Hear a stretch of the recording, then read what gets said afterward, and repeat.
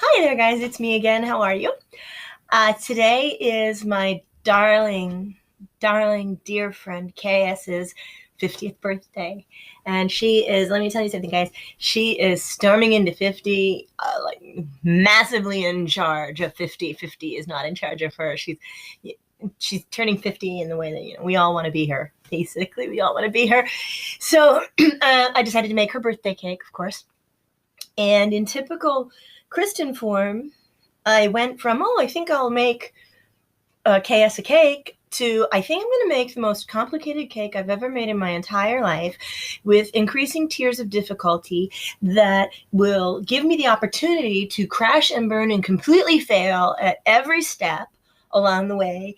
And I'm going to go right ahead and do that on our actual birthday. Yeah, so that's what I've done. It's great planning.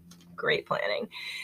So what I've done is I'm part way. I'm pretty excited, actually. It's gone well so far.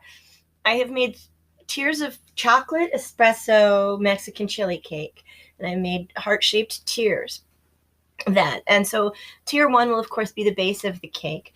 And then tier 2 I'm going to put down. And what I'm going to do is I'm going to cut the interior of the top cake layer out, and I'm going to remove that cake, and I'm going to give that to my roommates who are really hoping I fail a lot and have to try this step many times. Then, so what this will create, it's going to create a little chocolate cake box. And so on the bottom here, inside the interior, I'm going to layer with Turkish. They also have Lebanese product. It's candy floss, or they call it fairy floss. Also, we tend to call it cotton candy, which technically is what it is.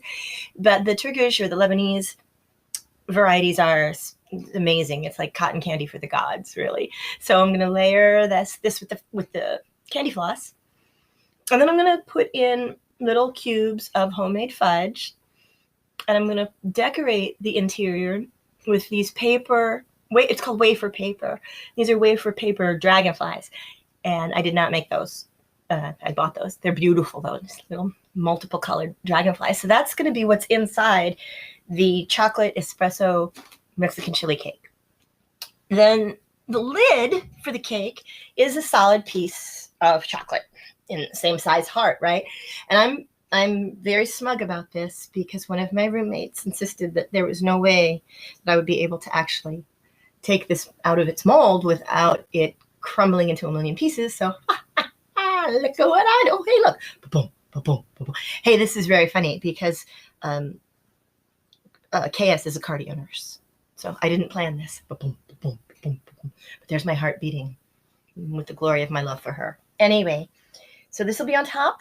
And it was pretty easy. I just put a tiny bit of fat on the bottom of the mold. It wasn't a big deal.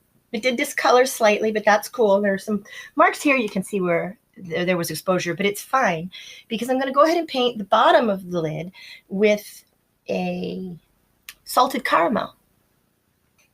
And then I'm going to paint the top in a bitter sweet chocolate. The heart itself is semi-sweet, so it's going to be a nice couple of layers of chocolate there, right? So that's the lid to the cake. And then on top, of course, I'm going to pipe buttercream flowers, and I have these Russian piping tips, and they're amazing. These tips they're new. I just got them. And when I opened the box, I was the only person in the apartment. I opened the box and I started playing with these piping tips, and I actually said out loud, I need a moment alone. And I was the only person there, so. So don't read into that. So these tips, they'll just create these gorgeous tulips and daisies and roses, of course, and peonies. And I don't really know a lot about flowers, so that's what I got. That's what I can name right there. So that's going to be in the buttercream, and this is just a big bowl of buttercream. You can never have too much. And buttercream is awesome. It's exactly what it sounds like. It is butter and cream, and in this case, a little bit of vanilla and sugar. And you want to use softened butter when you're making buttercream. And you want to be sure to use softened butter when a recipe calls for it and not melted butter. And the reason you want to do that is that softened butter and melted butter, they behave differently. So if a recipe is asking for softened butter, there's a really good chance that you're going to use a creaming method with it. And what the creaming method does, in this case, it mixes creams the sugar and the butter together and it creates air pockets in the product. And so the air pockets are going to be what, gives you a really nice, well, I want to say density, but it's not the thickness of the product. It's more the form. It gives you the nice solid form, and it gives you rise. So if you were to use melted butter, you would pour the product out and it would just like melt flat, no form. It would be very sad. In addition, melted butter lets out the water that's in the butter, and then you have extra water, which will work, which will work with your gluten, right? It'll impact your gluten levels. So anyway, that's the hard way to remember to use softened butter. The easy way is just to kind of do what the recipe says to do. I don't ever do that, so I shouldn't really be advising. So that's the piping buttercream. And then last I made some extra chocolate hearts, smaller ones, really little guys. These are also of the semi-sweet chocolate. And these are great. I can use them, maybe put them in a little design in the middle like this or that. You can see I'm very, very good at this. Or accidentally leave them behind so my roommates get them. And so I made a bunch of these. I made one that broke. This little guy broke when I took him out. So it's not a big deal. I have more.